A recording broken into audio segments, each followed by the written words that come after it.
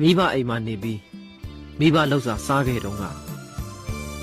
အဖေကလည်းအမေကလည်းဆိုတဲ့စကားကိုသားသမီးတွေဟာရဲရဲတင်းတင်းပြောဆိုနိုင်ခဲ့ကြတယ်သားသမီးတွေရဲ့လစာကိုမိဘတွေမျှော်ရတဲ့အချိန်ကြတော့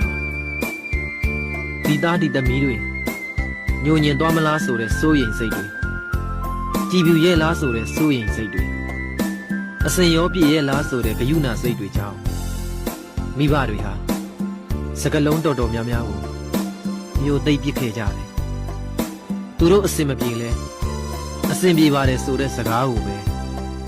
ရွေးပြီးပြောတတ်ကြတယ်တရွေ့ရွေ့နဲ့အသက်ကြီးအိုမင်းလာတဲ့မိဘတွေမှာရိုင်နဲ့လာတဲ့ခန္ဓာကိုယ်နဲ့အတူအားငယ်စိတ်ဆိုတာအလိုလိုရောက်လာကြတာပါပဲ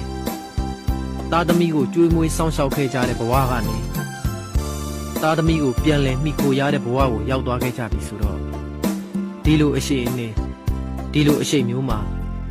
သားသမီးတွေရဲ့ဘဝင်မကျစွာပြောလိုက်တဲ့မာကြမ်းကြမ်းစကားသံတွေစိတ်မရှိသလိုမကျေနပ်သလိုဖြစ်နေတဲ့အပြုအမူတွေဟာမိအိုဖအိုတွေရဲ့ရင်ဘတ်ထဲမှာတော့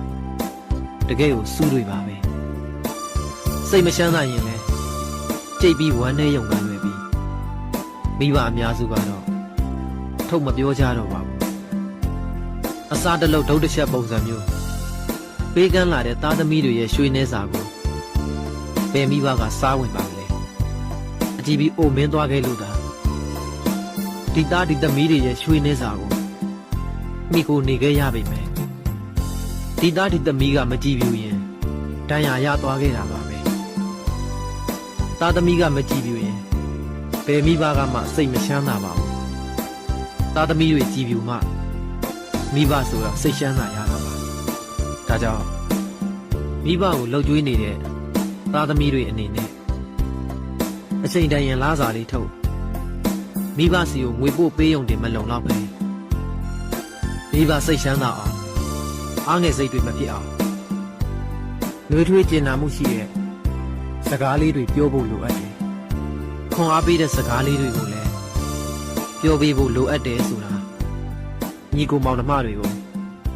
စကားလက်ဆောင်ပေးခြင်းပါတယ်အားလုံးပဲကျမ်းမာချမ်းသာကြပါစေ